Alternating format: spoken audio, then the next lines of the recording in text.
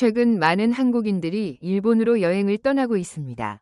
그런데 일본에 가면 놀랄 일이 많다고 하는데요. 일본과 한국이 너무 비슷해서 어디가 일본이고 어디가 한국인지 구분하기 어려운 부분들이 있기 때문입니다.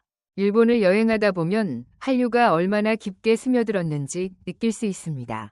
요즘 한국 없이는 못 산다고 말하는 사람들이 있습니다. 바로 일본 밀리그램 세대들입니다. 이들은 단순히 한국에 대한 관심을 넘어서 한국 드라마와 패션에 완전히 빠져들었고, 이 현상은 일본 사회 곳곳에 뿌리내리고 있습니다.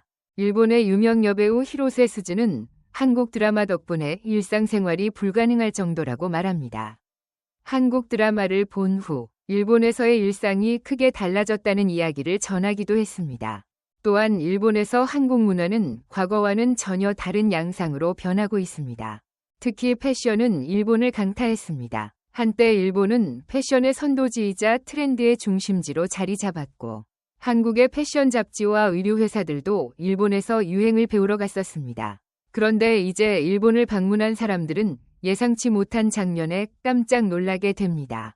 길거리를 보면 한국 스타일로 차려입은 일본 젊은이들이 넘쳐나기 때문입니다. 이제 일본 거리 곳곳에서 한국 패션을 고수하는 모습을 쉽게 찾아볼 수 있습니다. 한국의 패션이 일본 젊은이들의 일상에 깊숙이 스며들어 있다는 것이 놀라운 변화입니다.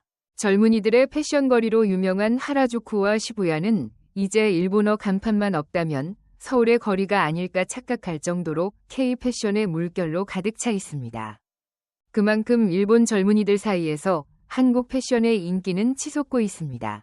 심지어 한국 패션 없이는 못 살겠다고 고백하는 일본 젊은이들도 있을 정도로 한국의 패션 스타일을 최고로 여기는 분위기가 형성되었습니다. 한때 전 세계 스트리트 패션의 중심이었던 일본이 어떻게 이렇게 변했을까요? 과거 일본의 스트리트 패션이 전 세계에서 큰 인기를 끌었고, 지금의 한국 패션 열풍이 생기기까지의 과정을 보면 놀라운 변화입니다. 1980년대 경제 호황기 동안 일본은 세계적인 디자이너들을 배출하며 패션 강국으로 떠오른 바 있습니다.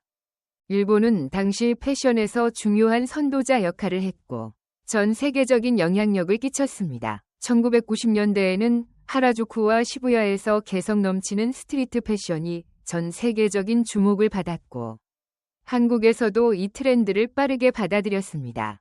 당시 한국의 패션 잡지들은 일본 트렌드로 가득했고, 한국의 젊은이들은 일본 스타일을 동경하며 일본 브랜드와 액세서리로 자신을 꾸미는 데 열중했습니다.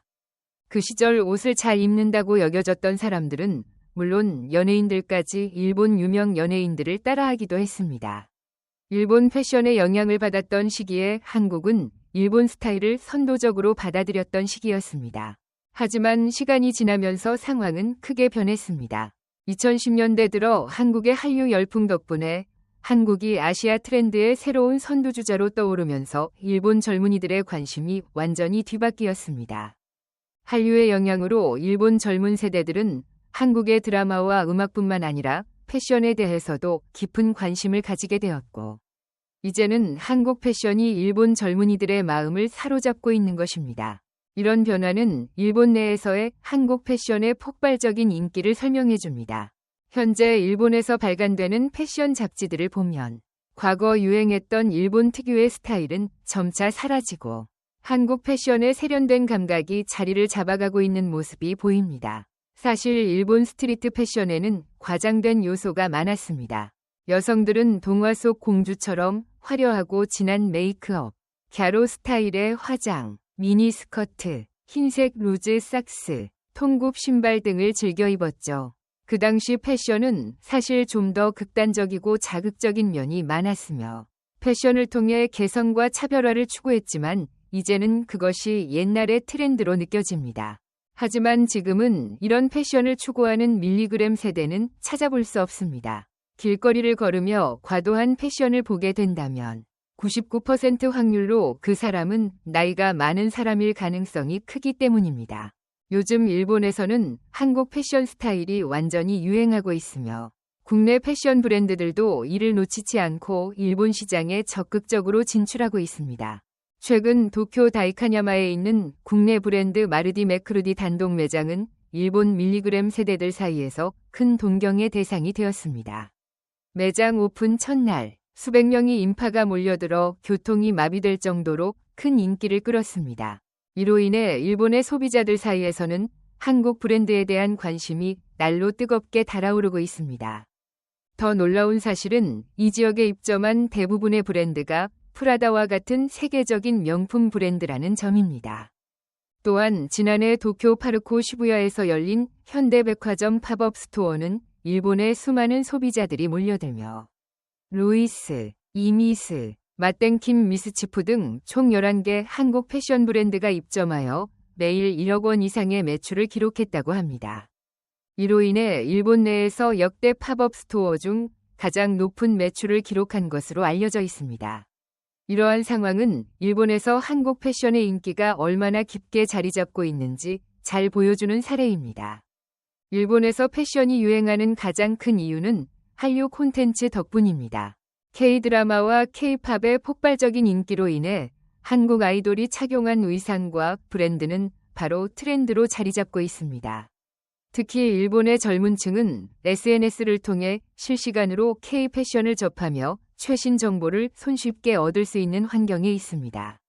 유튜브, 틱톡, 인스타그램 등 다양한 소셜미디어 플랫폼에서 한국의 인플루언서들이 소개하는 제품들이 빠르게 유행으로 이어지고 있으며 일본 소비자들 역시 그들의 패션을 벤치마킹하고 있습니다.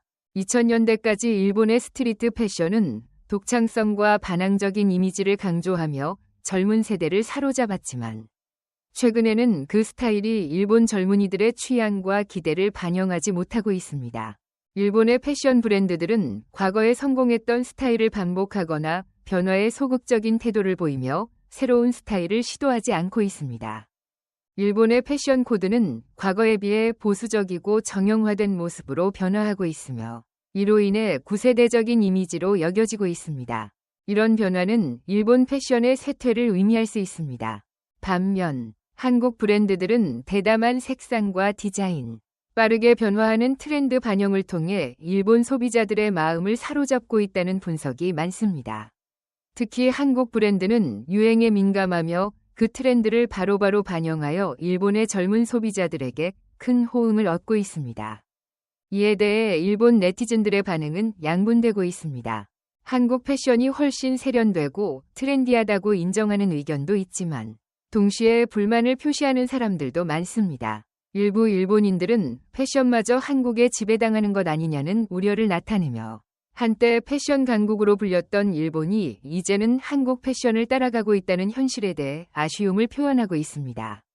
이처럼 일본에서의 한국 패션 열풍은 단순히 일본 내 패션 트렌드 변화에 그치지 않고 전 세계적인 영향을 미치고 있습니다. 한국 패션 브랜드들은 과감한 도전과 혁신을 통해 전 세계 젊은 세대의 마음을 사로잡고 있으며 그로 인해 문화의 흐름을 바꾸고 있습니다.